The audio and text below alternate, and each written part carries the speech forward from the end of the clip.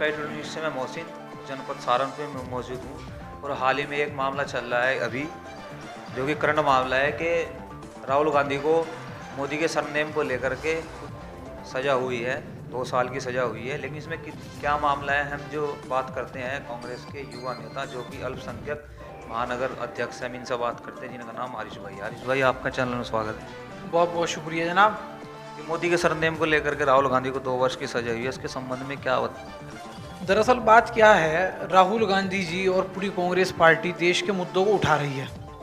और जब देश के मुद्दों को कोई भी पार्टी उठाती है, और फिर एक ऐसी पार्टी जो नरेंद्र मोदी जी से और भारतीय जनता पार्टी से और उनकी सीबीआई से, उनकी ईडी से नहीं डरती है, और लगातार वो अडानी के मुद्दों पर सवाल पूछ रहे हैं, लगातार वो ये पूछ रहे हैं कि देश इतनी गिरती हुई हालात पर क्यों जा रहा है, देश की इकोनॉमी इतनी डाउन क्यों हो रही है, तो फिर ये डराने का और धमकाने का ये इनका मामला चल ही रहा है। तो राहुल गांधी जी ने पहले ही कह दिया कि मैं माफ़ी नहीं मांगूंगा, सदन के अंदर मैं माफ़ी नहीं मांगूंगा, चाहे मुझे जेल जाना पड़े। और पूरी कांग्रेस पार्टी का कहना यही है कि राहुल गांधी जी अगर जेल जाएगा तो पूरी कांग्रेस पार्टी का कार्यकर्ता जेल जाने का काम करेगा, लेकिन हम लोग दबने वाले नहीं हैं। ऐसा बता रहे हैं कि 2024 का जो इलेक्शन होगा प्रधानमंत्री के लेकर के पीएम का, कि उसमें बताया जा रहा है कि उसमें इसमें ये चुनाव नहीं लड़ सकते, इसमें कितनी सच्चाई है? भाई ऐसा है, इस टाइम तो सब कुछ मोदी जी के हाथों में है, लेकिन ऐसा कुछ नहीं है। क्या राहुल गांधी जी ने कौन सा अपराध कर दिया कि जो 2024 का वो चुनाव नहीं लड़ने के?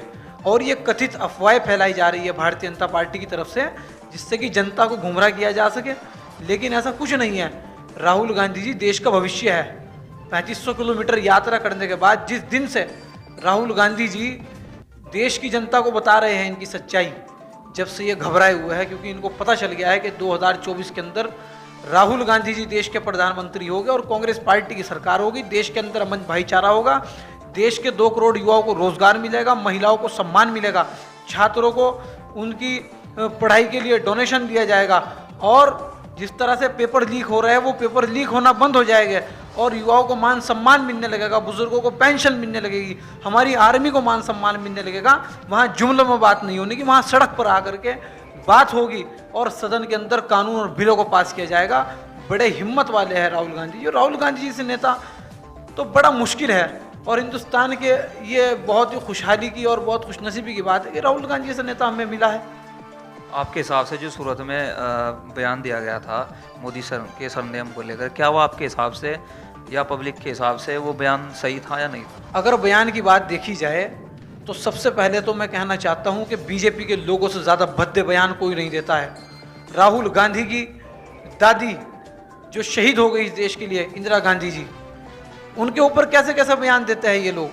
पंडित जवाहरलाल नेहरू को क्या क्या दिन रात कोसते हैं ये लोग। और राजीव गांधी जी जिन्होंने 18 साल के युवा को वोट डालने का अधिकार दिया, जो मनरेगा लेकर के आए और जिन्होंने पंचायती राज चलाने का काम किया, उनको कितनी गालियाँ ये दिन में देते हैं और कितना कोसते हैं इन लोगों को, ये जिससे इनकी राजनीति की रोटियाँ चल रही है और ये राजनीति को चलाने का काम करे, पूरे दिन गांधी परिवार को कोसते हैं, तो इनकी सज़ा क्या होगी ये बताइए आप मुझे। अडानी के मुद्दे पर सवाल पूछना गुनाह है? अडानी को कैसे वो 600 नंबर से जो है वो 2 नंबर पर आ गए? अडानी को 2 मित्र जो मिले हैं, मोदी और अमित शाह जी। अडानी और अंबानी कैसे देश के लिए अमीर हो गए? देश की जनता गरीब हो चुकी है और वो 2 मित्र उनके अमीर हो चुके हैं। उसके ऊपर जो सवाल पूछा गया वो गलत है। क्या लोकतंत्र और संविधान ऐसे चलेगा? संविधान ने हमें राइट दिया है, हमारे आर्टिकल्स हमें राइट देते हैं कि हम लोग जब भी देश के अंदर ऐसी सरकारें मौजूद हो जो तानाशाही, हिटलरशाही अपनाती हो, और अगर उनके ऊपर सवाल विपक्ष नहीं पूछेगा। आप भूल गए अटल बिहारी वाजपेयी ने क्या कहा था कि अगर विपक्ष जिंदा रहेगा तो सरकारों को आईना दिखाया जा सकता है, अगर विपक्ष नहीं रहेगा तो सरकार हिटलर शाही बन जाएगी, सरकार तानाशाह बन जाएगी। इसलिए विपक्ष आईना है और जिस आईने को वो देखना नहीं चाहते हैं। आपने देखा नहीं कि पहली बार 75 साल में ऐसा हो रहा है कि पक्ष विपक्ष को नहीं बोलने दे रहा है, राहुल गांधी जी को बोलने नहीं दे रहे हैं। ये कह रहे हैं कि राहुल गांधी जी माफ़ी मांगो। अरे भाई, माफ़ी तो जब मांगेगी जब तुम बोलने दोगे। और राहुल गांधी जी ने पहले ही अपना स्टैंड क्लियर कर दिया है कि मैं माफ़ी नहीं मांगूंगा, क्योंकि उनके खून में नहीं है माफ़ी मांगना। और दूसरी बात, उन्होंने गलती क्या की है जिस बारे में वो माफ़ी मांगेंगे?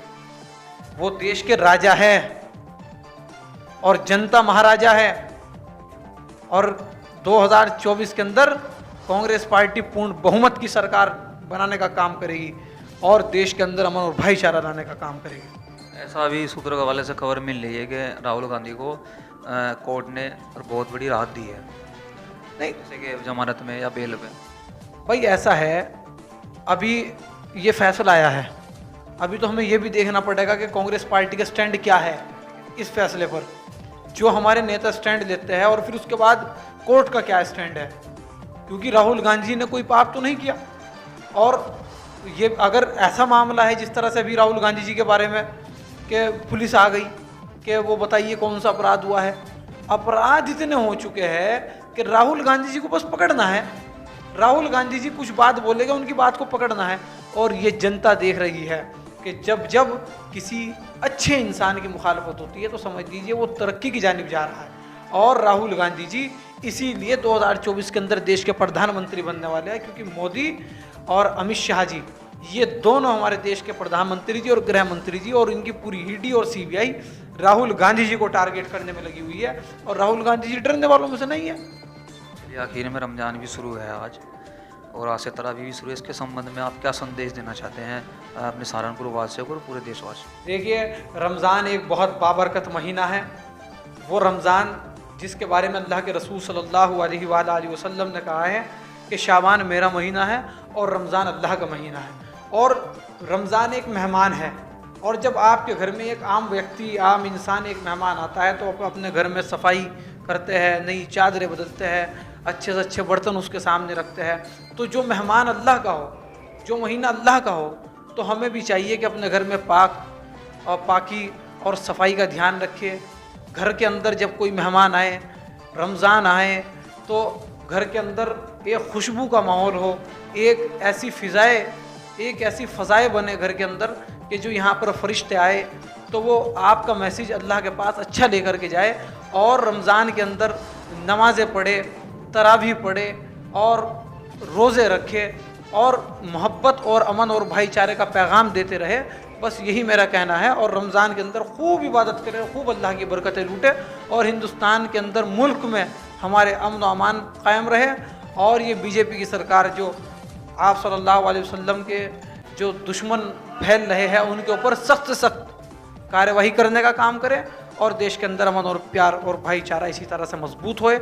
और मैं अपने हिंदू भाइयों को भी नवरात्र की बहुत बहुत शुभकामनाएं देना चाहता हूँ। करोड़ों लोगों की आस्था का प्रति जो लोग व्रत रख रहे हैं, फास्ट रख रहे हैं, रोज़ा रख रहे हैं, उन सबको हिंदू मुस्लिम ताने बाने के साथ में सभी को रमज़ान और नवरात्र की शुभकामनाएं देना चाहता हूँ।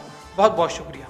ये थे हमारे हारिश भाई, जिनसे हमने राहुल गांधी के जो उनको 2 वर्ष की सजा हुई है उसके संबंध में हमने उनसे बात की।